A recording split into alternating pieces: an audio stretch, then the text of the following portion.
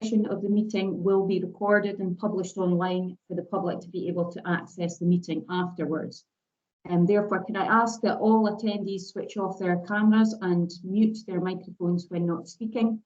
The camera and microphone should only be switched on when you are invited to speak.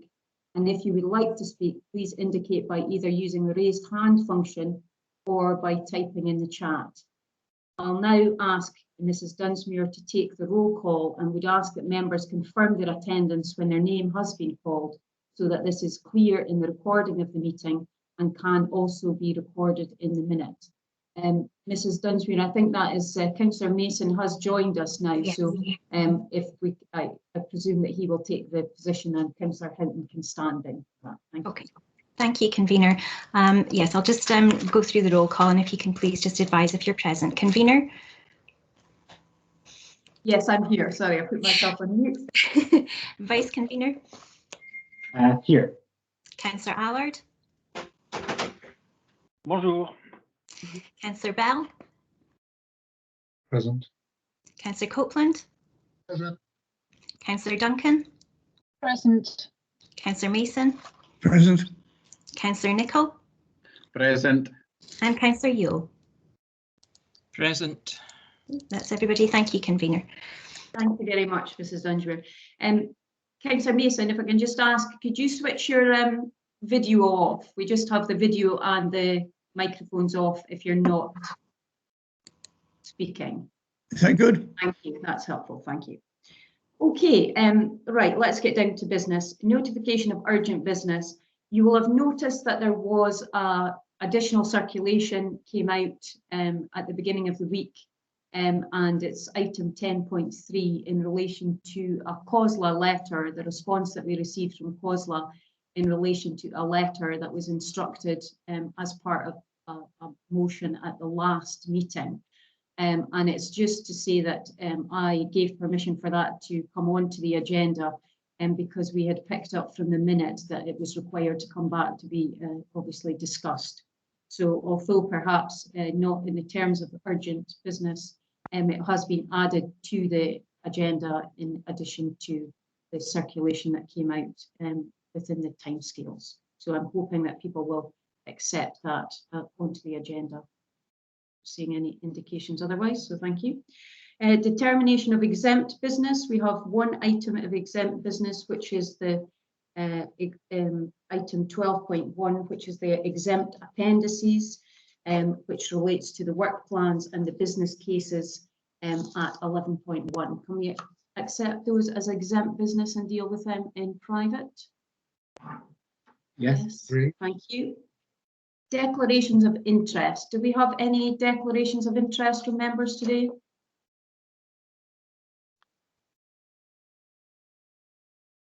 I'm not seeing anybody indicating. I'm presuming that that's a no. Okay, moving on.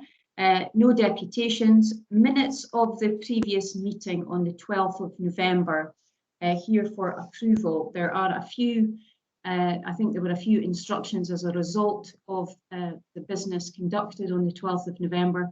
I'll go through maybe just a few of the things just to check that everybody has received the relevant information. We circulated information on relation to the collaboration with businesses, so hopefully that came out to everybody. Letters were duly sent to Bon Accord Care and Sport Aberdeen as per the instruction. We also followed up, there was follow-up information provided by the Chief Executive of Sport Aberdeen as a result of questions raised, and hopefully that has also been cascaded to members. And the Council Delivery Plan motion, as I mentioned at the beginning of the meeting, there was a letter and a response from COSLA, and that is at 10.3 for us to discuss when we get to that item on the agenda. Is there any other issues with the minute, or are we happy to approve? Happy to approve? Yeah. Happy to approve. Okay, taking that. Okay, thank you. That then takes us on to the committee business planner, which is item 6.1. Committee may notice that there are two items within the planner which have been deferred until June. I made that decision because the initial instructions were that annual reports should have been brought. If they had come to this committee, we would not have had the full year's information because obviously the budget took place in March last year. Now, we obviously have a meeting on the 15th of April. However, the timelines for the submission of reports is such that it wouldn't give officers adequate time to bring all of that information together into a report to be presented to that committee. So I've agreed that they can be produced at the June cycle. Are we content with the business planner, or are there any issues or questions on it? Not seeing anybody indicating. So I'll take that as we're content. Okay, that then takes us on to annual reports at 9.1, which is the Aberdeen Sports Village annual report. And I believe that we have Duncan Sinclair, who is the Chief Executive of Aberdeen Sports Village, is here to answer any questions that people might have on the report that's there. And we also have Mr. Innes to answer any questions on the body of the report itself. Does committee have any questions for either Mr. Sinclair or Mr. Innes? Yes, Councillor Allard, I'll take you first. Thank you, Convener. It's on page 33, section 2, regarding users and participants. I remember asking that kind of question before. It was about the data collected. I've seen that no data collected or recorded on ethnic minority communities, including gypsy travelers, sexual orientation, LGBTQ. So my question is, why not, if not possible, to record these? Why are they on the report with any explanation of why they are hand collected or recorded? Because I feel that I said that the last time, it doesn't read very well. You know, when you read that kind of report, it seems that we are excluding the people that we don't want to exclude, but we want to take with us. And then I have a second question, which is on the participation of residents of regeneration areas within Aberdeen City, and that's the following page. And I know there is only 26% of those participating. And I just wanted to ask if the percentage is considered too low, and if it is, what are we doing to increase it? Particularly, I see that the Tory counts is only for 1% of participants, while Sitton is 11%. So, you know, what is done as well to try to increase the participation of regeneration areas within Aberdeen, but not local to the village. Thank you for that question. Welcome, Mr. Sinclair. Are you able to provide some information to Councillor Allard around those two questions in relation to first the wording of the data and secondly about the participation from people from the regeneration area? Yes, yes, of course. First of all, thanks very much for the questions there. Before I answer both of them, I'll probably just put that page 33, in some context. So, in terms of data collection at Aberdeen Sports Village, that data that you see on that page is based on about 8,500 users. Now, that doesn't include all the users of the ASB, but it's users that we collect data from, so members. So anybody who's a member of the Learn to Swim scheme, there's about 1,300 children on that list, and health and fitness members, student members. We collect about 8,500 pieces of data. Now, and I'll come on to where we will get better at collecting data in a second, but in terms of the data we collect and the fact that we don't answer or we don't address the question of ethnicity, that's already something that we've changed. So when somebody joins Aberdeen Sports Village, again, whether it's a child in the Learn to Swim programme or indeed a member, ethnicity is not a question we had traditionally asked. But going forward and starting from now, as soon as we open, that is going to be one of the standard questions, how people identify in terms of ethnicity. And again, that includes all users, so junior concession users and adult users. So next year, when I'm asked that question again, I'll be able to answer it from a very informed position. And before I move on to the kind of SIMD areas, I want to continue on this vein about data collection. So I've said that we collect about 8,500 pieces of data from users. That doesn't include all the people who come into ASB. So traditionally, the way sports centres work, that you would report to reception and say, I am going for a game of five-a-side football, and you'd be allowed through the gates with no data collected from you. You're simply going through your participation stats, so we would know that one person was going through for football. However, that's changing as well, and we are introducing what we're calling a passport scheme. So for every single person, whether it's an event, whether it's casual community sport, or whether it's a camp, we will be collecting data from every single person that comes in. So of that, in a normal year, we would be not far off 1 million visits a year. Next year, we'll be able to tell you a lot more about every single customer that comes in, where they're coming from, etc. So just wanted to stress that point. And moving into the SIMD areas, again, that information is based on about 8,500 users. We're very pleased that the Seaton one, which is obviously where the ASB is situated, but the majority of that is based on student members. So, and I suppose the other thing is where we are, again, with the introduction of that passport, then next year, I think we'll be able to tell a much more informed, accurate position of where all of the users are coming from within the city to Aberdeen Sports Village. And let me give you a good example of this, is that, again, when we're normally open, we have the SFA 4x4s, lots of young children, literally hundreds coming in every weekend. Now, through these partner clubs, for example, I know there's 3 clubs in Tory are part of the SFA 4x4s.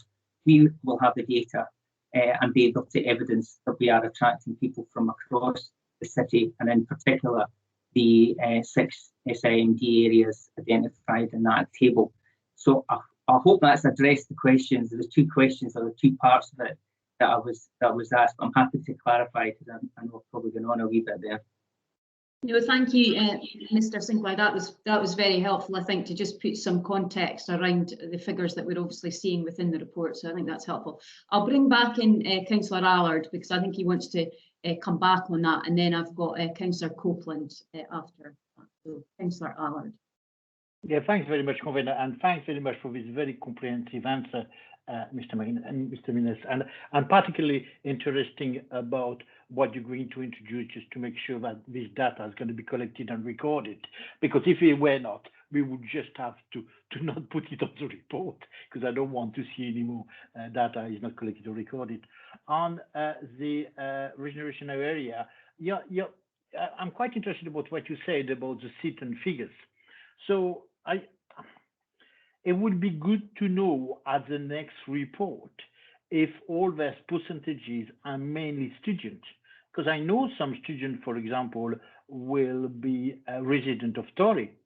So all this percentage of total members participating in their activities, if they are mainly student, then regeneration areas doesn't really, fit the criteria we would like it to fit, which is to help people who are living in these areas. So it would be good to have a way to, but we may be asking for too much details, but that would be interesting to follow up next year. But thanks very much again for the answer. Thank you for that, Councillor Allard. I'm sure that will maybe be taken on board around that aspect of maybe analysing that student population as well. Councillor Copeland, you're next with your hand up. Councillor Copeland, sorry, you're on mute at the moment, sorry. Sorry, that should be it. Thank you very much. Mr. Sinclair, can I say first of all, this is a very good report that surprisingly good figures given the circumstances you've had to work in. But a couple of points, it's actually a follow-on for Councillor Allard on page 33 about the members participating. Do you have any details on the number of visits members are making? Like, for instance, you've got your Tory 59, my own ward, Woodside 255, and that's individuals. Have you any details on how many times these people visit you, your total numbers? Yes, again, thanks for that question, Councillor Copeland. Yeah, we would have that detail. That would take a lot of drilling down, but we do have the, so there's two main entries into the sports village, and there's one what we call the sports centre side and one the aquatic side. So every time somebody comes into ASB, and including that data that is on page 33, they swipe a card at the moment. So every time they come in, they swipe the card and it's registered. So we would be able to provide the detail of, for example, if I was a member, how many times Duncan Sinclair had been in the sports village over a period of a month or a week. So we would have that data. It's just it would take a bit of drilling down, but it is possible. Yeah, I mean, I'm looking at it for the top of page 34, where you've got total participation, 571,641. And I take it that as individuals. And it'd be interesting to find out how often they'd be there, like maybe you'd be up about 3 million visits or something, for the year, the footfall coming in. I suppose turnover would be the right one. Yeah. Again, it's in a normal year, we would, the ASB, in terms of participations, every time somebody comes in and out of the building, would be not far off 1 million, between 850,000 and about 1 million users.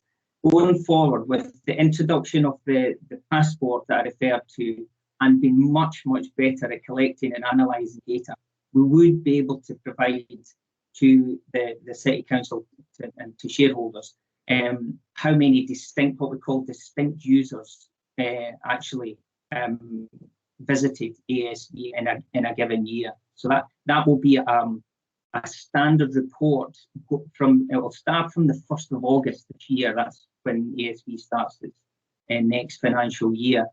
All of that information will be recorded. So we've already made the investment in upgrading our entry systems and some of the technology so that we can provide that much better reporting of data. So to answer your question directly, next year I'll be able to tell you exactly how many distinct people came into the doors of the ASB, as well as how many visits there were in the year. Thank you very much for that. Thank you to you both. Yes, Councillor Mason, I think your hand's up next. Thank you, Convener. Just a quick question. Student participation, you're down minus 20% in this current report. Is that entirely due to COVID, or is there other circumstances which are preventing student participation? No, it's entirely down to COVID. As you know, we rely heavily at the Sports Village. It's a joint venture, half owned by the University of Aberdeen, half owned by Aberdeen City Council. A big part of what ASB delivers is student sport. But the reason the numbers are so down is because there hasn't been the student sport numbers or volume but in that reporting year 1920. So it's all down to the pandemic. Thank you for that, and I think that's I think Councillor Mason's happy with that. Okay, if I can maybe ask Councillor Copeland, your hand is still up, but I'm presuming that's maybe a legacy hand. Sorry. Yeah. Okay. Right. I don't have any other members indicating with questions, so I'm presuming that's us completed, which is good. Thank you, Mr. Skinner, for your contributions there. That's been really helpful. I do have some additional recommendations I wanted to move in relation to this paper, so I'll maybe ask if Mrs. Dunsmuir could circulate those now. Yeah, we'll get those done, Convener. Thank you. Thank you very much. I'll maybe just, I'm hoping that members will be able to accept them. It's similar to what we did at the last meeting in relation to the ALIO reports that we had, just obviously noting some of the issues within the report. I mean, probably to start off with, I mean, there's no getting away from the fact that COVID-19 has impacted right across all services and all organisations. And whilst at the last meeting we heard from 3 of our other ALIOs about how that was impacting on business now, it wasn't reflected to the same degree in their annual reports because of their financial year end being the 31st of March. Now, it's quite clear from the report we've got before us and the answers that we've heard from Mr. Sinclair there, that the Sports Village is in a slightly different position because its year end is actually the 31st of July, which means that a number of months that are covered within this report have fallen directly within the COVID-19 pandemic period. So I think, you know, it's worth us reflecting on that and obviously qualifying the fact that we maybe haven't made the targets in the way that we'd expected. Councillor Nicholl, did you want to come in? Do you have a question? Or? Well, hopefully a constructive comment, convener. I'm reading your 2.7 and I agree with the points that you're making. It was rather than commend Aberdeen Sports Village on the work, I was going to suggest Aberdeen Sports Village staff, and I don't know if there's volunteers as well, but maybe include the word staff and or volunteers. I don't know if it's a typo, but it was just a suggestion. Thanks. Yeah, absolutely. Certainly happy to. I think we were as an organisation, but yeah, happy if it helps to be more explicit, then happy to include that. Councillor Yule, you've got your hand up. Was it something similar or is it a different point? Oh, it's a suggestion which I'm sure you'll agree to, because well, I hope you agree to. It's 2.7, and maybe it's like I'm winning the pedant award, but I think grammatically it would be better if it said "and especially in our SIMD areas," and I don't think you need the comma. I don't think you need the comma whether or not it's a but or an and. Okay. Yeah. Okay. That's fine. We can. Okay. My second suggestion, which since I'm on a roll, I'll keep going. Is in your 2.2, after became unachievable. Became unachievable, but recognises that until the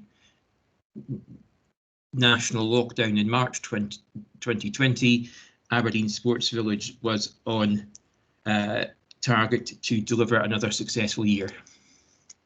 Okay, yeah, I'm happy if members are comfortable with that to reflect that in the amendment or motion even. Okay, fine. Councillor Nicholl, are you okay with that? Can you take your hand down, or do you want to come back in? Sorry, a legacy hand, and I completely agree. Thank you very much. Okay, thanks. Well, I'm glad that we've got agreement on that. I think we can see that, you know, from the comments there made by Councillor Yule and Councillor Nicholl, that despite the challenges, there's definitely been some excellent work going on in the ground, and that's thanks to the hard work of the staff and indeed volunteers that are working there. Councillor Allard, did you want to add something further? Yeah, I just wanted to make a comment. It's very good to see that happening, and it's a very good report. And as Councillor Yule said, they've done very well up to when the COVID started. Unfortunately, something to note and to put on record is that next year's report won't be as good as this one. Yes, I agree that. Well, it depends, of course, how much time we have left to recover from the COVID situation. But I think probably it's more important than ever that we are making sure that these facilities are available for the general public, because you'll have no doubt seen, the same as I have today, that there are more deaths through obesity than smoking now. And so it's clear that we still have to make sure that we've got facilities that are available for our population and local residents that are providing them with the opportunities to have healthy lifestyle. I think, again, from the report and the information contained within it, it's clear that we have quality facilities, both at the aquatic centre and indeed the other aspects within the sports village, and that's reflected in the fact that they have been chosen. You know, very few facilities within the country chosen, but they were one of them around that designated performance training facility as well. So not only are they providing facilities for the general public, but they're also for those elite athletes. The quality of the facilities is, you know, second to none within the country as well, which is good. And that's reflected, I think, in some of the awards and things that have been won. But the other thing that I wanted to kind of reflect on at this point was, particularly with my community planning partnership hat on, is the excellent work that had been happening around, you know, the Breakfast Club and the Aquatics Academy, because those are all projects which are feeding into our achieving the priorities that are laid out within our local outcome improvement plan. And I think it's heartening to see that that work is going on in the ground. And you can see from the questioning from others today that councillors are looking to see what we are doing, particularly for our areas of regeneration, and indeed helping our children and young people who are maybe coming from more difficult circumstances to develop that self-confidence and the skills that will help them as they move through their lives. So all of that, I think, is reflected within the report, and I'm thankful to Mr. Sinclair for coming along today to answer questions, and indeed I'm thankful to the committee members that we've managed to agree those additional recommendations as laid down. So thank you for that, and I'll move on if there's nobody else wants to contribute. Thank you. Okay, that takes us on to 9.2, which is the Scotland Excel Annual Report. We have Mr. Innes to answer questions. So do we have any questions on this report? I'll take in Councillor Yule first and then Councillor Allard. Councillor Yule. Thank you, convener. The Scotland Excel route, I think, accounts for about 10% of Aberdeen City Council contracts. I wondered how that compared to other local authorities.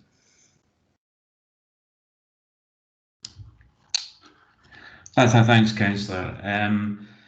Within the report, it shows that the participation in the actual frameworks that we engage with Scotland Excel on, it's ranging between other councils. So some are very high end, up in the high 90% of usage. I think the lowest one's round about the down at the 60%. We certainly are proactive in the usage of those contracts, providing it actually meets our needs. So I would certainly say that in comparison, our benchmarked, we are more top end. Thank you. Okay, thank you for that. Councillor Allard, you're next. Yeah, thank you very much, Convener, and thank you for a very good report again. On similar thing with Councillor Yule, because it's quite interesting to see what effect it has on Aberdeen City. I see on 3.5 cost avoidance, it's on page 47. I know it's average, I know it's, I don't know how much it does inform us of what the position of Aberdeen is, but the way it's calculated, 2019-2020 is the second lowest estimated amount saved annually the last 5 years, and it's nearly £100,000 less than last year, £60,000 less than the year before. So, you know, just to have an understanding is those figures are really very much to Aberdeen? Do they mirror what's happening in Aberdeen, and why an abrupt change? What really happened? Okay, Mr. Innes, are you able to provide a response to that? Yeah, Those figures are cost avoidance in relation to the council or the team undertaking those procurement exercises ourselves. So it could be dependent on the number of contract renewals in any 1 year, depending when contracts expire. So if we've got a number of contracts, a larger volume of contracts expire in any particular 1 year, then you expect to see a spike there, and that's why there's a bit of a fluctuation. Okay, thank you. That's helpful. Are you happy with that, Councillor Allard? Did you want to come back? You want to come back? Yeah. Just to know if it's possible at one point in a future report to have something a bit similar for Aberdeen. It's an average anyway, so we could take the amount of contract that we had the year before with the amount of contract we have this year, and try to have the same kind of lines, the same kind of calculation, and another line for Aberdeen, if it was possible. I'm not sure whether that is possible, is it, Mr. Innes? Because the report is thrown up by them, is it? Yeah, the report itself is generated by Scotland Excel, but I can certainly relay that to them and see what we can do around about that. Sort of drill down a bit more around our own figures or whatever. Anyway, okay. Thank you very much. Yeah, thumbs up. So that sounds like a plan. Councillor Yule, your hands up. Is that from previously? Apologies. That's all right. Okay, I don't have any other people indicating they want to come in on this report. So if that is the case, I'm just presuming to formalise and move the recommendation, which was to note the report and the appendix that was attached. Are we comfortable to do that? Yeah, agreed. Yes. Agreed. Okay, thank you for that. Thank you, Mr. Innes. That's helpful. Okay, that now takes us on to 10.1, which is the Aberdeen City Population Needs Assessment 2021. Now, I'm going to ask Mr. Murchie if he just will give us a little bit of an introduction around this report, just to really around the sort of what the next steps are and things around that, Mr. Murchie. So if you could do that, and then I'll open for questions from members. Yeah, thanks very much, Convener. Just a few words by way of an introduction. Members are aware that the population needs assessment is a key part of the Council's commissioning approach, and it includes a wide range of information and data covering the local outcome improvement plan themes of economy, people, and place.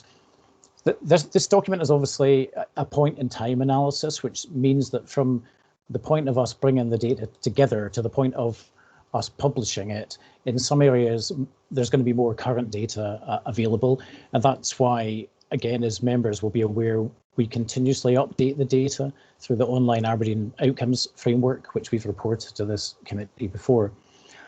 As the covering report says, we've timed the population needs assessment to be a baseline analysis to inform the refresh of the local outcome improvement plan through to July this year.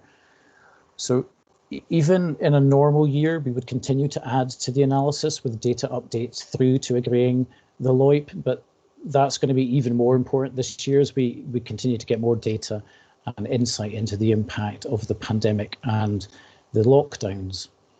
The other point I wanted to make is that the Council and the other community planning partners will obviously be agreeing their 2021-22 organisational plans ahead of the LOIP refresh in July, and those plans will also be informed by the data within the population needs assessment, because these are the consistent data sets that we update and review throughout the year. In the Council's case, the 2021-22 commissioning intentions, which this committee agreed in principle at its last meeting, and which we'll be submitting to the Council budget meeting, have been developed and reviewed in light of the data within the population needs assessment. That's all I was intending to say, Convener, by way of introduction. I'm happy to take questions. Thanks very much, Mr. Murchie. I think that's a helpful setting the context aspect. So I'll open up for questions now. I've got Councillor Duncan is first to indicate. Thank you, Convener. And I'd like to first put on record just how impressed I am by this document. And there's a wealth of data in here that gives us a picture of our city. And I absolutely understand what Mr. Murchie said about this being a point in time. but we're now able to look at some trends in that as well. And I think in some places it reinforces some of the assumptions we already had made about Aberdeen, but there is some new and quite startling information in this document as well. I'm also very conscious that everybody reads this based on their own biases and preferences and the areas that they're particularly interested in. And I have a particular interest, as you probably all know, in health and social care. So the bit of the report that sticks in my mind is the information on page 84 about healthy life expectancy, where we're seeing that going down by a year, in effect, each year for the last 5 years. So women in Aberdeen have 16.5 years of poor health at the end of their lives, and men in Aberdeen on average have men have 16.5 years of poor health at the end of their lives, and women have 18 years of poor health at the end of their lives. Given that we all read the report in different ways, is there somebody pulling out trends from this to inform the work that's detailed in Appendix 2 on page 124? Because that helps us refine the local outcome improvement plan and the partners' strategic plans, because I would obviously be expecting the Health and Social Care Partnership, the Integration Joint Board, to be looking very carefully at what we can do to change the trend on healthy life expectancy in the city.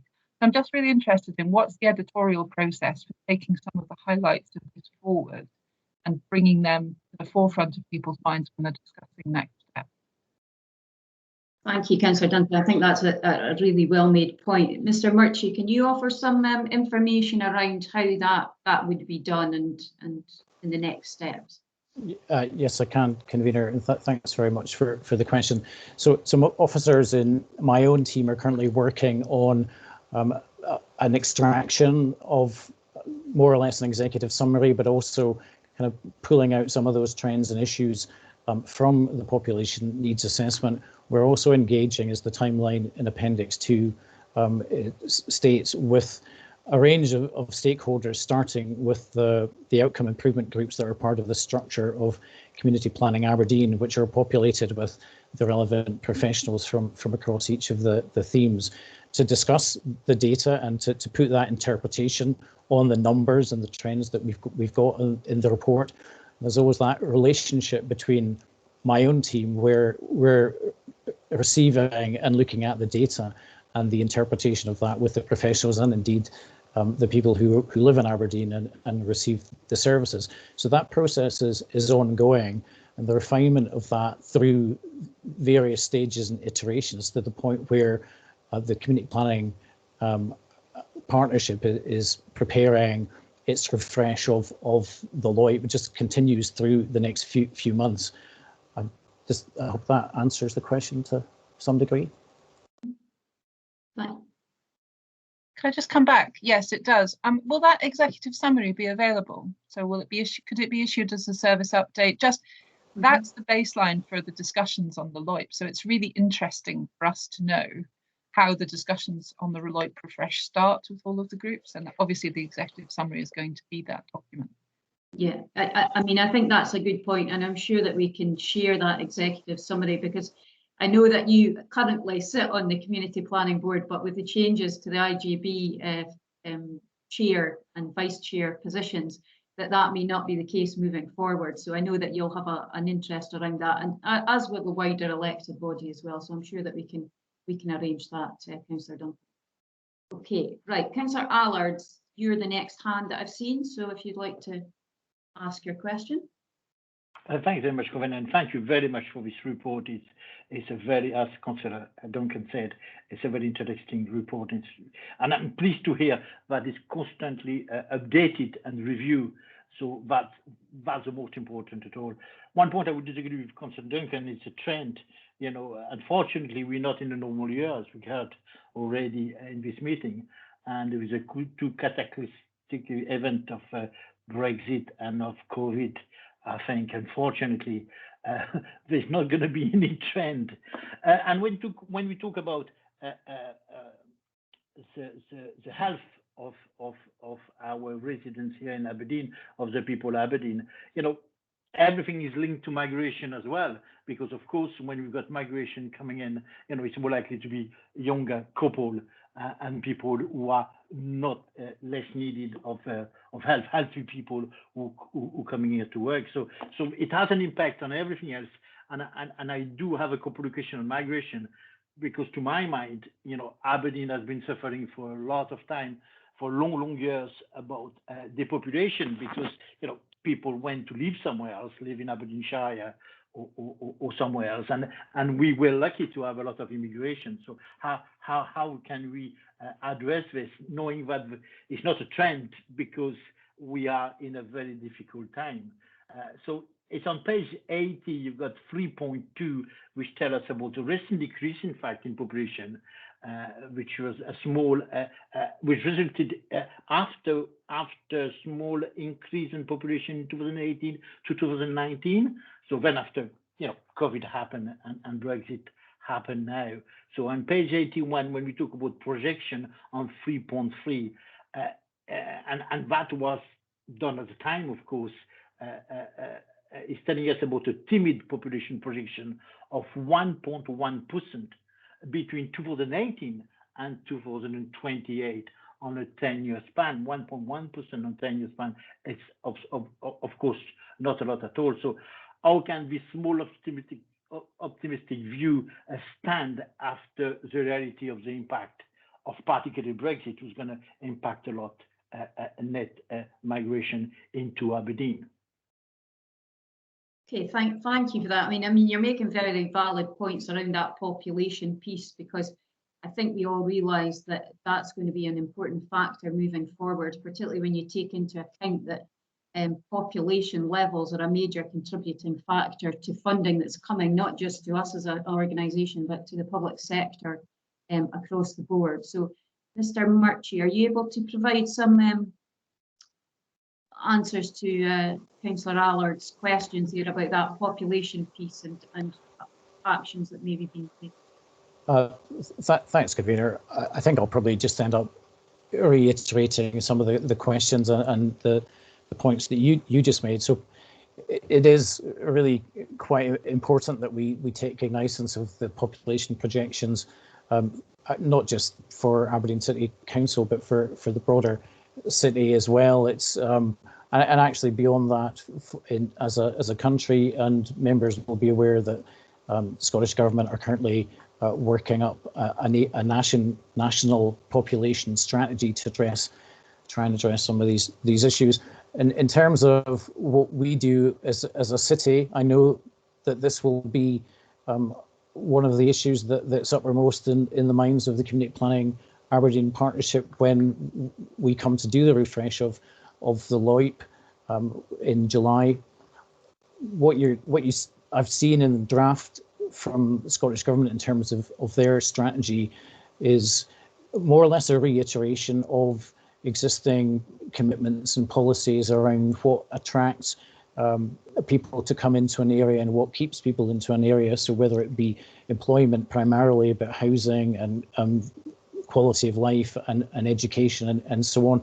So it's quite a complex picture about how we can try to influence the population within the city. And as you said yourself, Convener, there's a very stark issue as well for local authorities, because such a lot of the funding that we get as local authorities is based on the population that we have in different groups.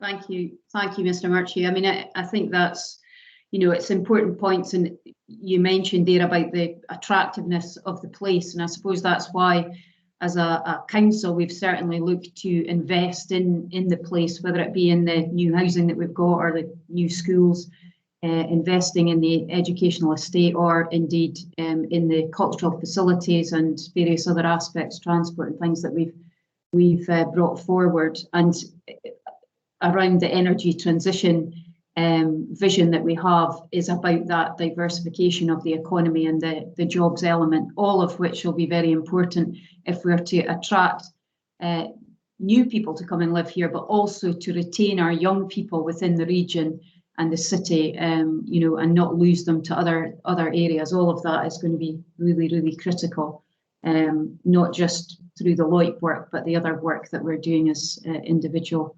organisations as well. So I'm going to bring in Councillor Copeland first, and then I've got Councillor Bell and Councillor Mason. So Councillor Copeland.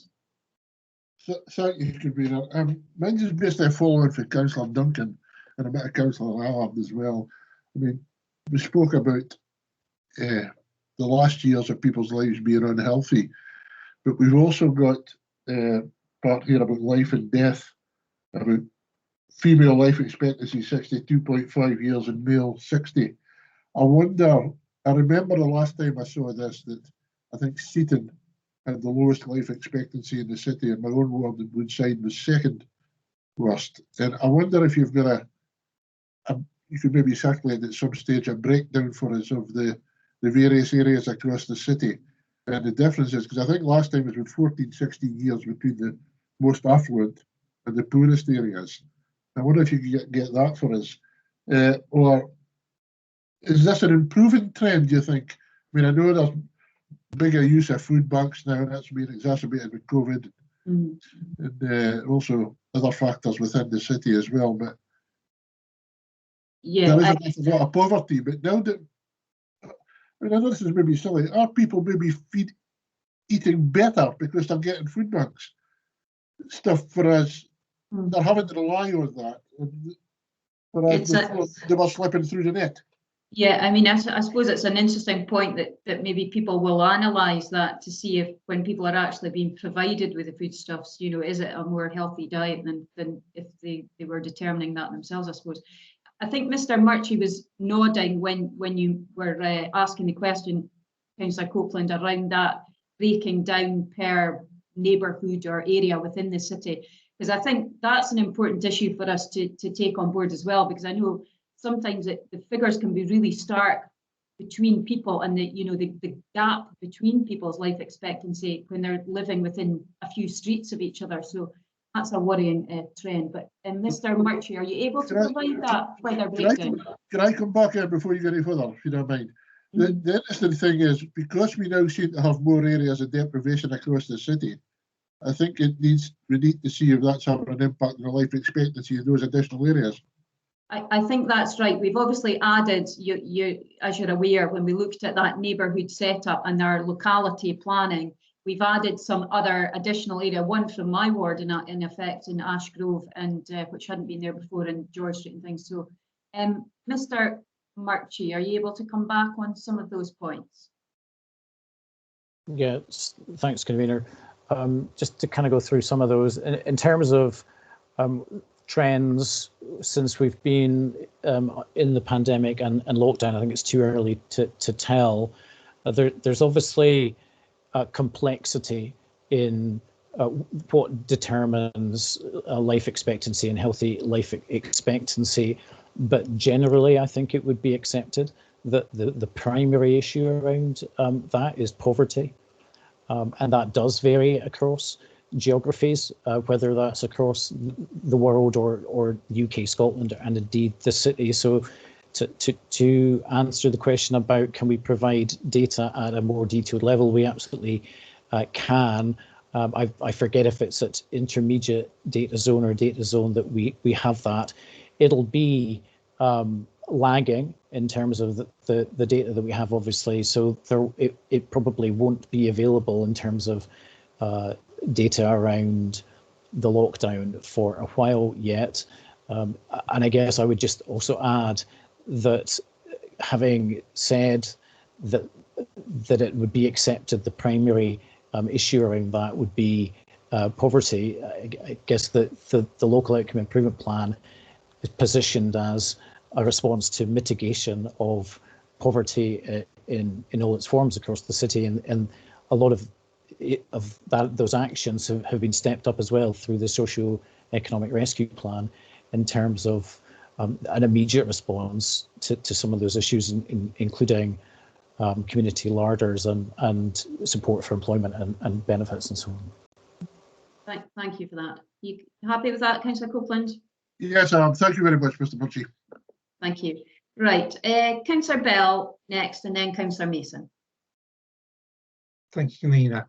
I'm quite astounded by the very comprehensive compendium of facts that are being compiled here. I just wanted to, this isn't a question really, but just to pick out a couple, three key facts which I think are quite important, just to show how much money is being invested into what is happening in the city. Waste, for instance, I noticed that household waste is actually falling dramatically. So since 2016, it's fallen by something like 74% that hasn't gone to landfill. I noticed as well that the amount of waste being recycled has increased by nearly 50%. That is quite an astounding value. In terms of CO2 emissions, I noticed that between 2005 and 2018, CO2 emissions have fallen by a third. And that's attributable to, according to the report, industry and commerce, and also domestic and also use of falling in emissions from transport. But finally, though, something that really is quite astounding: volunteering. The report says in response to COVID-19, over 7,000 volunteers were recruited through Aberdeen alone, and over 25% of those were over 60s. Pre-COVID, there were close to 80,000 people assisting volunteering. So something is going well in the city, I feel. I really felt that I should highlight those points. Thank you, Nina. Thank you for that. Yeah, I think it's good that we, as you mentioned, it's a very comprehensive document, quite rightly, because it's going to help us to refresh that local outcome improvement plan. But often we're focusing on the negatives that we're maybe seeing as a result of that COVID-19 aspect. But there's actually a positive that's been highlighted as a result of COVID, is that increase in volunteering. I have to say, in Aberdeen, we have quite a good track record of volunteering anyway, but I think it's been highlighted as a result of the COVID-19 situation. And now the task for us is going to be, how do we harness that and make sure that we're building on it moving forward, so that we can get the best benefit for the communities in which people are living and indeed volunteering now. So there will be some additional papers, I think, coming to community planning around that community resilience piece and how we build on that. But it was a good point to make, so thank you for that. And Councillor Mason, you're next on my list. Yes, thank you, convener. Yes, I mean, this is an excellent piece of work, and some of my queries have been covered in previous conversations earlier. But certainly, it is necessary to look at the data in terms of comparisons with the averages for Scotland. But I think one of the focuses which needs a bit more explanation, perhaps, or further study, is occupation, as opposed to just demographics in terms of poverty or whatever.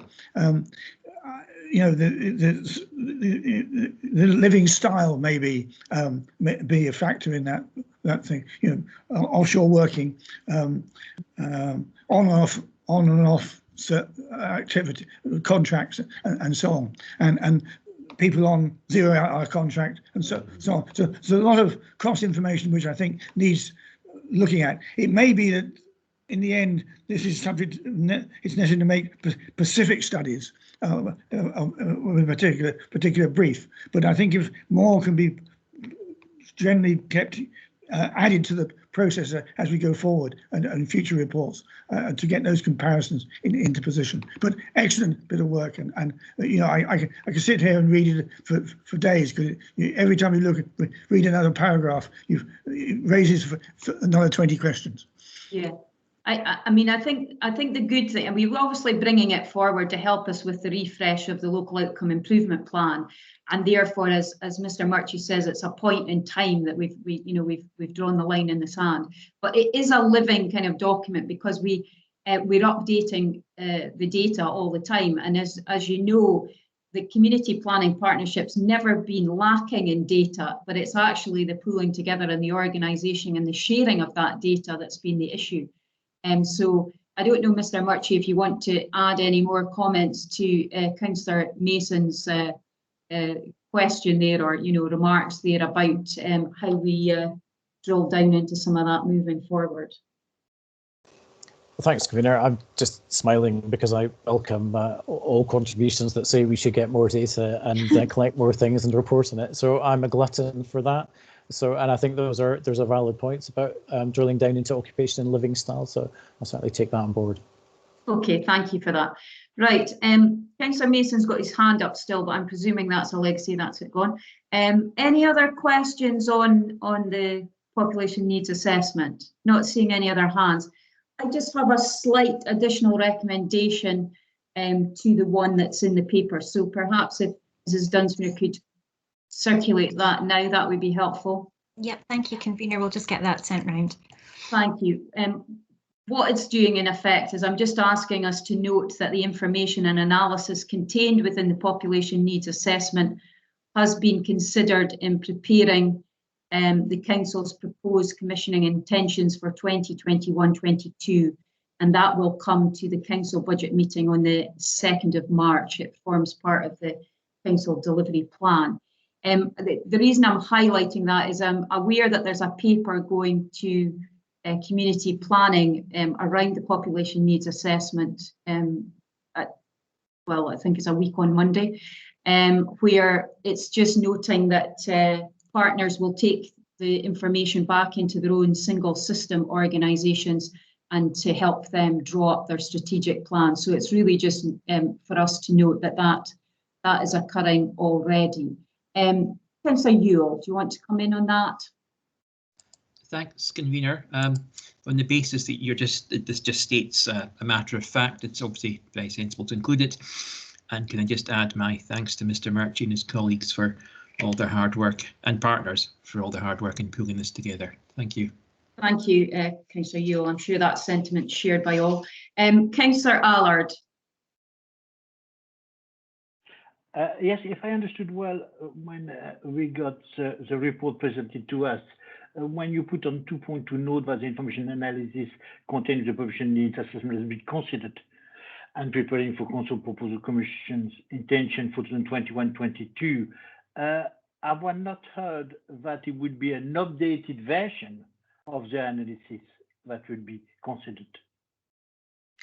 Well, if you remember, we did have a look at the commissioning intentions at the last meeting of strategic commissioning, where we agreed them in principle, and then they will be brought forward as part of the budget process. But because we've got the updated data going in, officers will be looking at that as they bring those intentions forward to the budget meeting for approval as part of that budget paper.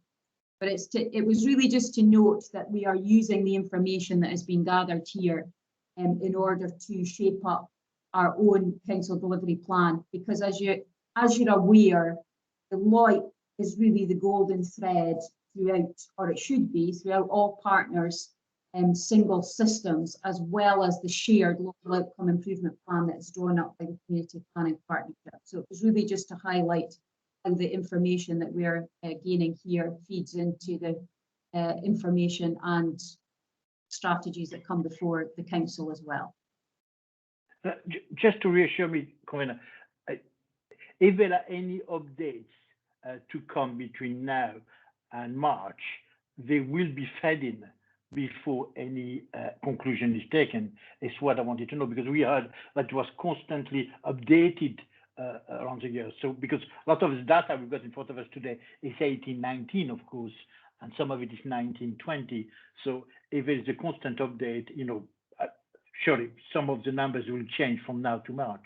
Yeah, the only thing that I would say to you is obviously the papers that are being drawn up for council, are in train now. So officers will be bringing those forward, because we're just a few weeks away, really, from that meeting. So the information that they've gathered and used to bring that commissioning intentions aspect forward will have been formulated based on the information that we've got here. But it's just as we're moving forward with various things, then the other data is added, and it will help in other decisions that we make within the organisation and indeed the community planning partnership. You content? Yes. Okay. Thanks. Okay, it was just really to add a couple of things just before we move on. I'm hoping that we can get agreement on that. I think we have. But it was just to extend my thanks to all those that have worked on pulling the information together, because I mentioned there that we tend to be data rich, but in actual fact, evaluating that and bringing it into one place is never an easy task. So thanks to Mr. Murchie and his colleagues for that work, and indeed colleagues throughout the partnership. I think we've seen from the comments that we've had today and questions that have been answered, asked and answered, I should say, that the impact of COVID is starting to filter through. We can see that already. You know, and you know, if you highlight some of the challenges that are there, particularly around the threats to local employment, we were already seeing a downturn in oil and gas. As you know, we've been living with that for the last few years, and yet more jobs impacting, you know, as a result of the COVID situation around that. I suppose that makes it even more important that we push ahead with our diversification plans, and we've had those in place, as you know, through some of the projects with the City Region deal around life sciences and food, drink and agriculture. We've also got our net zero vision that was brought forward in the middle of last year, along with our strategic infrastructure plan, where we are pushing ahead with that energy transition piece. And I think that it's highlighting from the figures that we've got before us just how important that work is going to be. We also see, I think, the financial pressures on individuals and families, and it's impacting on areas right across the city, maybe not on the areas that we've been most familiar with, but we're seeing it having that impact right across the economy and indeed residents in various communities. The hardship funds, I think the information that we've seen around some of that, I mean, I myself took part in a Fairer Aberdeen funding meeting just this week, where we were looking to you know, projects that could help us to distribute that hardship funding to those most in need, and huge numbers of applications coming in for that, and obviously oversubscribed for the money that we had available. So I think that highlights just the situation that we're finding ourselves in. But we need to make sure that we're reacting and providing the finance to the areas that it is required most. The other aspects is around, we often talk about the food poverty, and that's maybe what we see most evident, you know, both within the media and indeed what we're seeing in the ground within communities.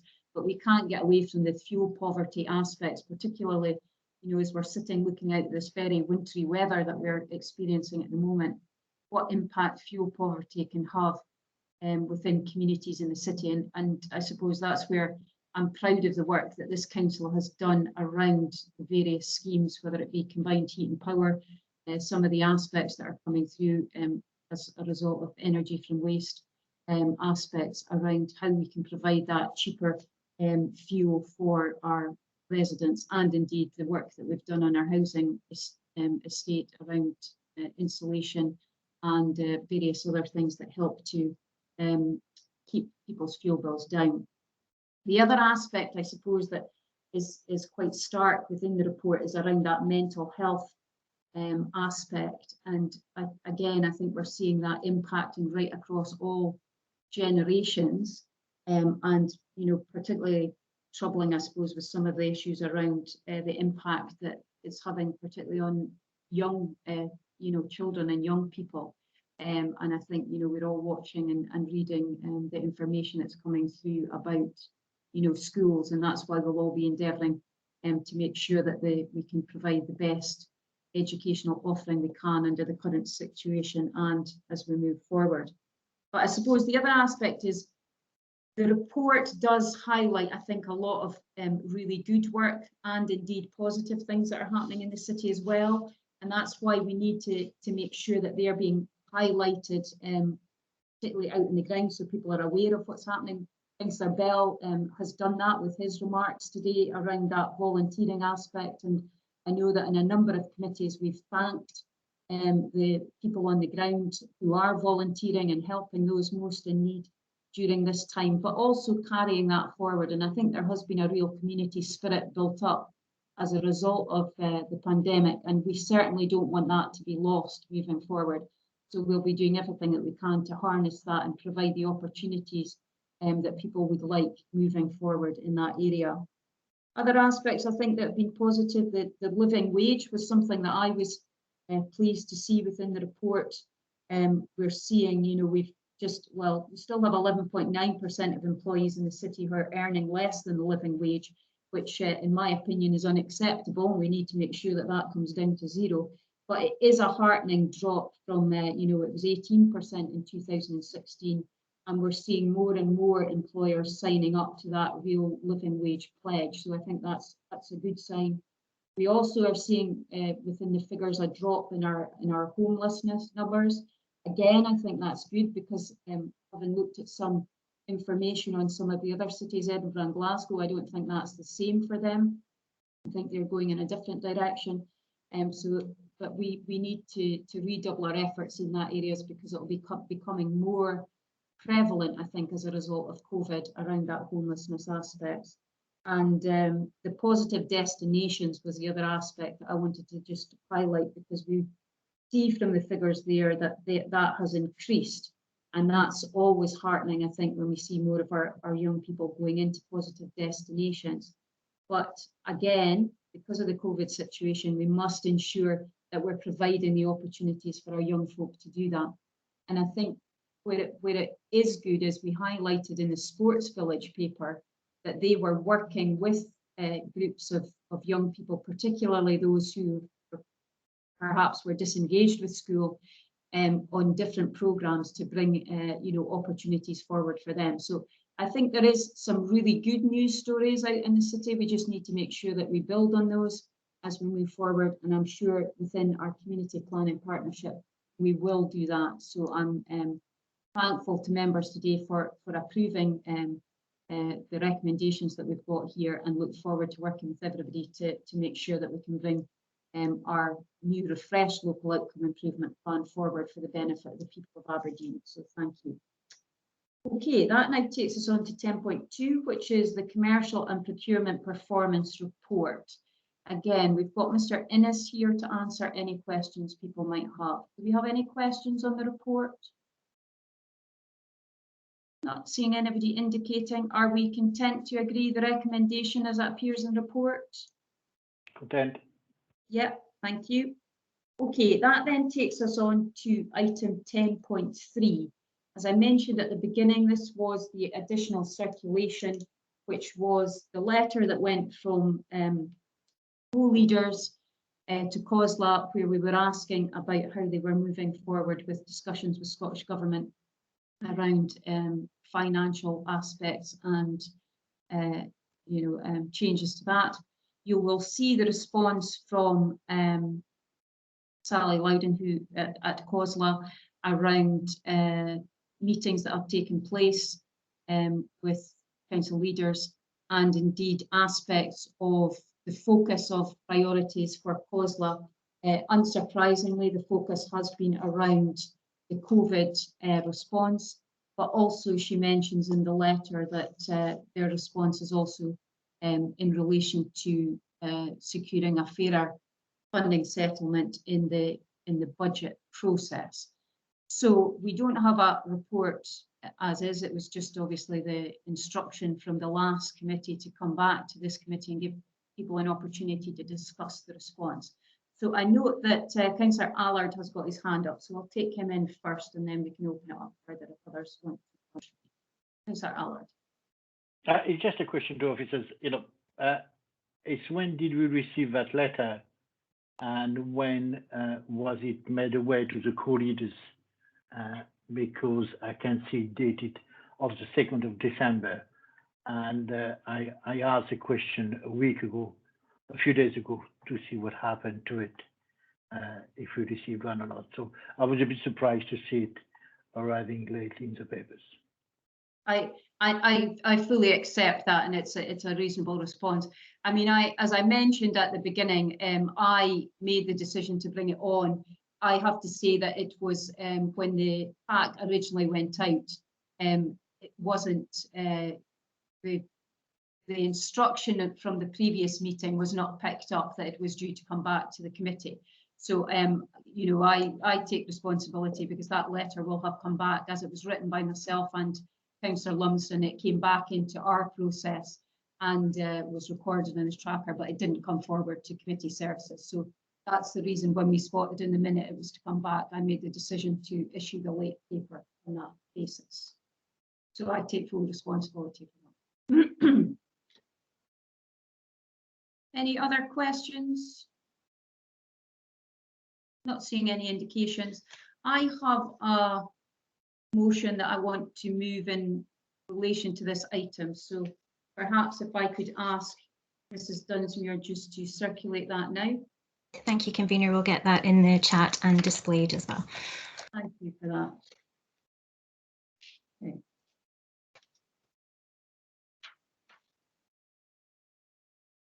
Right, I'll give members an opportunity to read that, and then I can take any questions that people might have.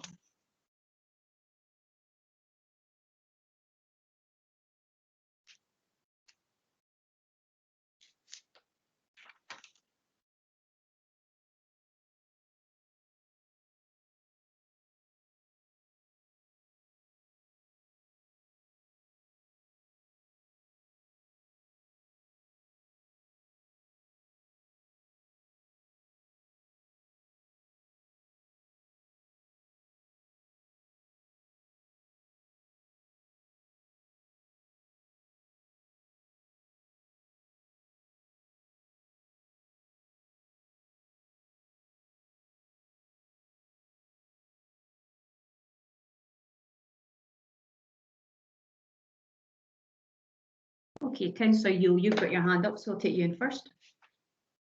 It's simply a question, convener. The letter's just disappeared from it. The motion's just disappeared from my screen. It was, you referred to the 90 million allocated. I presume that's the 90 million pound allocated to support a council tax freeze. Is that the case? Yes, that's the case. Maybe you should say so. Yeah, I'm happy to put that in if that helps to make it more explicit, certainly. Thanks. Do you have any other questions on it? Not seeing anybody raising any hands. Are we happy to agree? Yes. I'll take in, Agreed. okay. Hang on, I've got a couple of hands. I think we saw Councillor Nicholl first, and then Councillor Allard, and then Councillor Yule. Yeah, convener, my understanding is if we don't wish to take that, we can have a 3% increase. We can have anything up to, I think it's 4.85 or thereby. That's a choice that we can make, or we can take that and agree a council tax freeze. I'm rather confused as to what you're trying to achieve here, other than pick a fight with the Scottish Government, of course. Well, I mean, we can perhaps get into that in debate, Councillor Nicholl. I mean, you're quite right. Those are the terms that have been put forward. My argument, as you can see from the motion, is that 90 million, which should be allocated local authorities, should be given to local authorities, and then we should be able to determine what we do in relation to our council tax. So it's not a case. I have a difficulty with the strings attached aspect. I don't have a difficulty with making decisions locally. Well, given that the budget hasn't even been passed yet, and I believe all the political parties in the Scottish Parliament will have an opportunity to influence that, then perhaps we should be writing to the leaders of all the political parties to seek support for that position. Well, if you wish to put that forward as a amendment, you're entitled to do that. I've obviously laid my motion, and that's what I intend to move today, because it's in relation to a COSLA letter where we got information back about what negotiations they were having with Scottish Government, hence the reason the motion has come forward in the terms it has. But we'll leave that to the side. I've got a couple of other hands that I'll take in and then we'll determine whether we're going into debate or not. But this is a question, Councillor Allard, around the terms of the motion. Yeah, I've got questions. Yeah. What is the question? Yeah, the first question would be, we sent a letter to COSLA at the last meeting, which came back in December. We would have had plenty time to think about what the response will be. Unfortunately, of your own admission, it was not forwarded to the committee.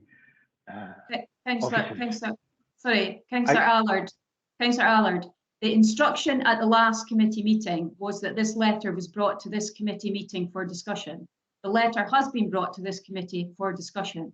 I'm content that everybody has had sufficient time in which to read the letter and formulate their position on that. I have done that. I've laid a motion. If you're unable to agree that motion, then I will obviously wait to see what amendment comes forward from yourself or colleagues. So on that basis, I've not asked my questions yet. Yes, on that basis, thank you. So I've not asked my questions yet. Well, what is your question? So first question were there any leaders meetings at COSLA from the time we received the answer to now? That's the first question. And the second question is... Councillor Allard, the committee has had to have the opportunity to discuss the letter. That is what was determined and instructed at the last committee meeting. So on the back of that letter, this is what I'm proposing. I'm not getting into a big debate about whether other letters could have been sent to COSLA leaders meetings between this point or previously and the letter being received. That's irrelevant to what we're dealing with today. So And my second question to officers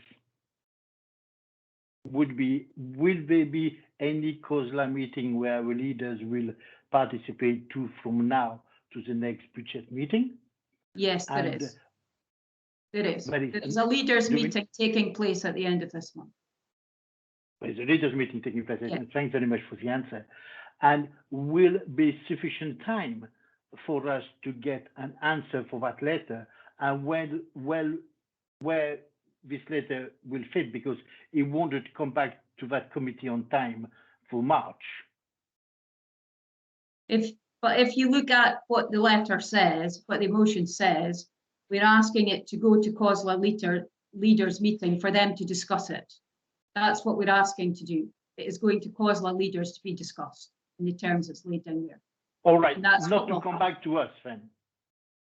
No, there is nothing in there about it coming back to us. If we're giving an instruction that goes down to, we send it down to COSLA leaders and we ask them to discuss it. And they will determine if they want to take further action on it at leaders meeting. That's the terms. I understand why you would want to send a letter. I don't understand very much on the context of this committee. That's my question I have to officers. Well, there's a letter, the motion is competent and it's based on the item we've got on the agenda. If you wish to get into debate with the arguments why you feel that this shouldn't happen, then that's your entitlement. But we'll deal with that when we get to the debate aspect. It is a competent motion. Okay, right. I'll take in Councillor Yule, because your hand was next, and then Councillor Copeland. Councillor Yule. Thank you, convener. If we end up in debate, I would be happy to second you if you would accept an addendum, which would be and to write in similar terms to the leaders of the political parties represented in the Scottish Parliament. Yeah, I'm happy to do that. Thank you. In which case, I am happy to second you, if necessary. Yeah, thank you. Councillor Copeland, did you want to add anything? Yeah, thanks, Camille. I'm a wee bit confused here. Last committee authorised a letter to be sent to COSLA regarding the position. COSLA sent a letter back confirming a decision taken at a leaders meeting, which yourself and Councillor Lumsden were at. Now you want us to send them another letter to tell us what they're going to do, despite the fact you're going to have another leaders meeting between now and then. So what is the actual purpose of this? Is it, I mean, you made a decision at a COSLA leaders meeting. Councillor Copeland, Copeland, the instruction of the last committee meeting was that a letter was sent asking about how they were progressing with discussions with Scottish Government around financial aspects. COSLA have responded that they have been concentrating on making sure that they got a good financial deal in the budget. Okay. The instruction at the last committee meeting was that that response that we received would be discussed at this meeting. That's what we are doing currently. And there is an item on the agenda, which is the original letter and the letter that came back. On the basis of that item, I am moving a motion that is laid before you at the moment, the terms of which have been outlined, and indeed with that addendum, which Councillor Yule has asked me to add. I'm happy to do that. On that basis, I'm going to move the motion. Councillor Yule has indicated that he is seconding, and therefore I am asking if there are any amendments to that. Right, I'm quite aware of that. What I'm slightly confused at is, as Councillor Nichols said, the budget hasn't been finalised. COSLA have confirmed that they're doing what was agreed at a leaders' meeting. We're quite rightly, we're getting into a debate. We're not having a debate just now. I'm We'll asking you to clarify. formalise and then we'll have a debate. I'm not debating, I'm asking you to clarify. I have clarified. I've clarified. It's a You may competent. think so, but I don't. Sorry, well, sorry, Councillor That's why, Copeland. With can I all, finish? Councillor Copeland, no, Councillor Copeland, with all due respect, I am chairing the meeting. The motion is competent. It is laid down as competent. If you cannot accept the terms of the motion, that is your right. You have the right to move something as an amendment, which doesn't agree. You have entitlement to do that. And you will lay down your reasoning for it, as I will lay down the reasoning why I have brought my motion forward. And that is done in debate. It's not done in a question and answer session at this level. So at that point, I'll just ask that we call a halt to it there. I will see if we have any other hands, which I don't. So I am formalising. I have a seconder. Are there any amendments? I'm not seeing anybody indicating. Councillor Allard, are you indicating that you have an amendment? No, I'm indicating that we won't put forward an amendment for the reason we explained already, but we have no objection for yourself, sending a letter to yourself, to COSLA, to discuss something. I'm quite happy with it. So you are happy to accept the motion? I'm happy for you to send a letter to yourself at COSLA.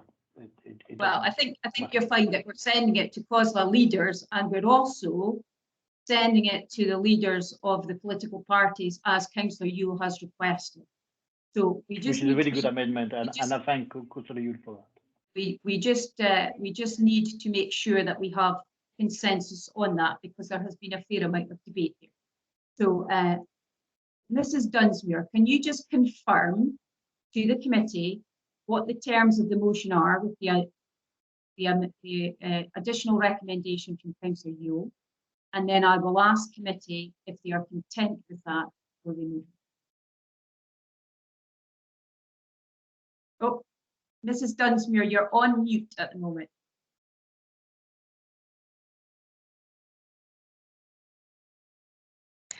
Apologies, sorry, convener. I was trying to juggle the screen and the paper at the same time. Sorry about that. Sorry, I'm just trying to get my notes in front of me. So yes, the motion is that the committee, in light of the response received from COSLA, agrees that the convener write to COSLA to request that at the next COSLA leaders meeting, the following be discussed: that the £90 million allocated to local government by the Scottish Government, sorry, just 1 second, Councillor Yule had said to support the council tax freeze, should be allocated with no strings attached, thereby enabling councils to determine their own council tax rate to take into consideration the needs, expectations and aspirations of their citizens and the shortfall of monies received from the Scottish Government, and a recommendation to also write to the leaders of the political parties represented in the Scottish Parliament. Thank you for that. On the basis of what we've heard, are the committee content to agree the motion? Agree. Content. Yes? Okay, thank you. Let's move on. Okay. Councillor Copeland, you still have your hand up, but I'm presuming that that is a legacy hand. Thank you. Yeah, sorry. That's okay. Okay, that then takes us on to 11.1, which is the work plans and the business cases. Now we have a public paper before us. So first of all, as is customary, I will open up for any questions on the public papers, and then we can take the committee into private to consider the exempt appendices that relates to this item. Do we have any questions on the public paper that we've got before us? Yes, Councillor Duncan. Yes, I'm just double checking with you that the mention of the free school meals on page 148 is a public paper. I'm working off a PDF and it's sometimes hard to tell. Yes, that is part of the Public papers. Okay, so I note on a page 148 that we're commissioning a new provider for free school meals vouchers. I'd be interested in an explanation of the background for why this is required now, and also for assurance about the shops that vouchers can be spent in, because I'm very aware there's been a lot of publicity about that, mainly for vouchers available in England, and I would want the position in Aberdeen to be made crystal clear. Thank you for that. I was also aware of the similar position, so I raised with officers. I think I'm just looking to see who we've got in relation to this. I don't know if do we have Mr. Riley with us? Is it Mackenzie? Did you answer on it? Oh no, Mark is there. Yes, I am. Yes.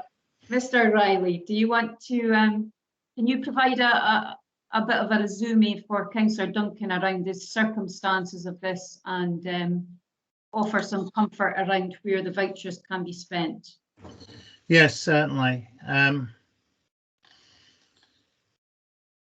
The Sodexo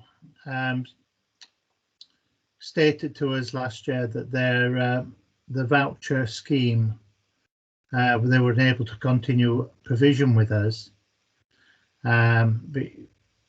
because it was impacting upon their core business. But they were committing to continue over the Christmas holidays, but we had to try and seek a different provider for the vouchers. So we found another provider, Edenred, and their vouchers are acceptable in all the retail outlets previously available with Sodexo, plus also some additional companies as well, outlets.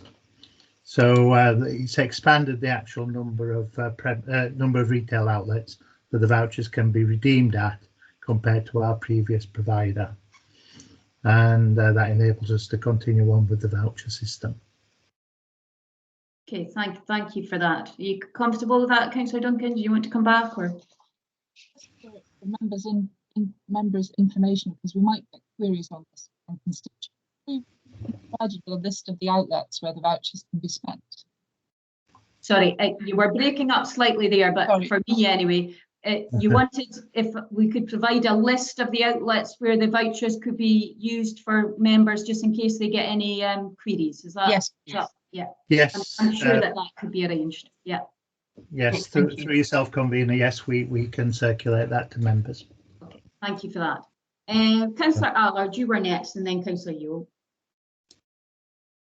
Yes, I've got several questions, but I had a question on page 148 for the vouchers, and I have to say I had very good answers myself from officers explaining why Sodexo, the French company, decided to pull out, and why another French company decided to come in and to take it on via the Welsh National Procurement Services. And I just wanted to know a bit more about the Welsh National Procurement Services, and how come we didn't find any equivalent in Scotland, because I do know that Sodexo still operate in Scotland. I don't know if Edenred do operate in Scotland in this kind of schemes. So that would be my first question. Would you like me to ask the others on the same time or come back? I think we'll maybe come back. We'll do them one at a time because I'm aware that Mr. Innes has had to come out of the call. So maybe if we just deal with him individually and then we'll see who it is that's answering the questions. Thank you. Mr. Riley, are you able to answer on that question? I am unable to answer that question. Unfortunately, there's an event, and Mr. Campbell, who looks after the scheme for school meals, has had to go to an emergency event as well. So I'm apologies, I can't answer that, but I will get back after if I can. Thank you. We've got Miss Mackenzie, I think, here. I'm not sure whether you can offer an answer or whether you're able to. I can. The reason that we've chosen to use the National Welsh Framework as a compliant route to secure these vouchers is because whilst Sodexo offer voucher schemes in relation to employee benefits still within Scotland, they've said that the administrative impact of doing it for free school meals is such that they didn't want to continue. So there's actually not another route within the Scottish framework portfolio, if you like, that offered the same service that we could call on and quickly as was required. Okay, thank you. That's hopefully provided some additional information, Councillor Allard, that question. Yes, do you want to That's very helpful. You want your next That's very helpful, thank you for that. Well, page 147 is reading the replacement of bus lane enforcement equipment. I just wanted to know if you asked Nestrans already for flexibility on this, particularly with the end of the year deadline. Okay, Ms. Mackenzie, are you able to shed some light on that? I'm not aware if we've asked for flexibility in relation to that end of year deadline, but that is something that's fairly typical. When the council are awarded funding, there's a particular deadline set by which the money has to be spent. And unfortunately, that often impacts being able to put a business case to committee. So it is fairly typical of that type of funding. Okay. You happy with that? Yeah, thank you very much. And a last question, I would have some reassurance on same page, I think, it's on page 147, is regarding the supply of Chromebook devices. I just want to have some reassurance about the risk of it not to be delivered on time and on budget. You know, what have we put in place to mitigate that risk? Because I do understand that not only in Scotland, but across the UK and across the world, there'll be a great demand for this notebooks. So automatically, I will be, we've already seen that the deadline will, I think the timetable is already something like March. So that could run up right up to the end of the pandemic. So I just wanted to have some reassurance that we've got things in place to mitigate any of this risk. Absolutely, we have. So the arrangement that we've used to purchase the Chromebooks is through a framework agreement. But again, this was, the 310 was in relation to being able to place that order, you know, to secure those devices with our framework provider. And again, wouldn't have allowed time for a business case to come to committee because we would have effectively missed the boat on that. So yeah, I mean, the order's placed and we've secured delivery of those devices. Thanks very much. It was very much appreciated. And thank you again for this very hard work you are doing under very unprecedented circumstances. Very much appreciated. Thank you. I'll pass that on to the team. So it's always nice to get a bit of recognition, Ms. Mackenzie, so hopefully you'll pass that on. Councillor Yule, your hand was next. Thanks, convener. I've got 3 questions. Do you want them separately or all together? Maybe do them separately and then take it from there. I'm on page 147. The manufacture and supply of specialist chip spreading machine. When I saw the word chip, I got excited, but it's the wrong sort of chip. Just more seriously, when did the need for this specialist chip spreading machine? When was the council aware of this need? Is it a replacement? or is this a new piece of kit? We'd have to check that. I'm going to also say this should have been reported to CG&R. This one as it relates to capital spend, so there was an error there.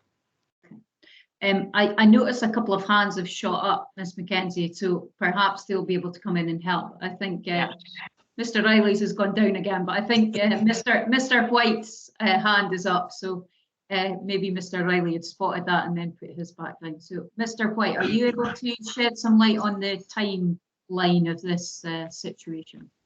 Good afternoon, and thank you for that question, Councillor. Yes, the current machine, the plant that the road service were using had failed, so it was imminent.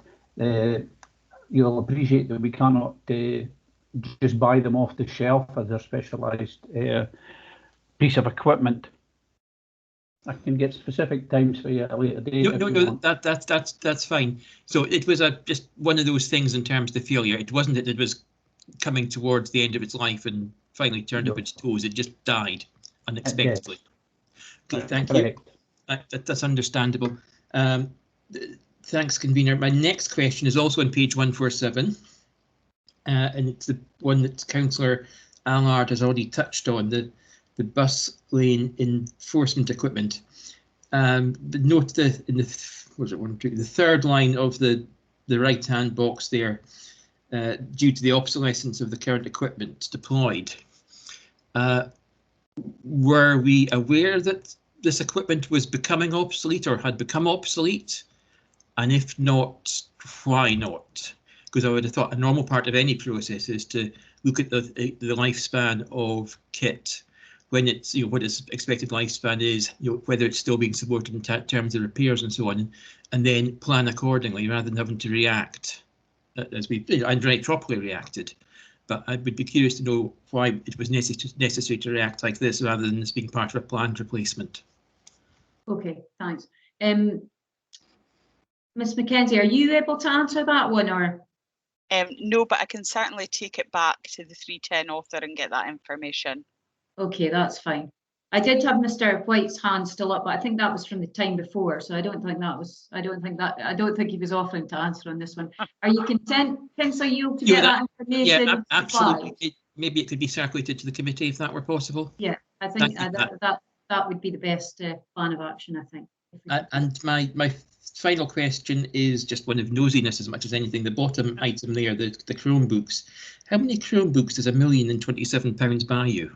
I believe it was 5,000 Chromebooks, Councillor. Thank you very much. Okay, right. I have no further hands, so I'm presuming that we've exhausted the questioning on the public paper.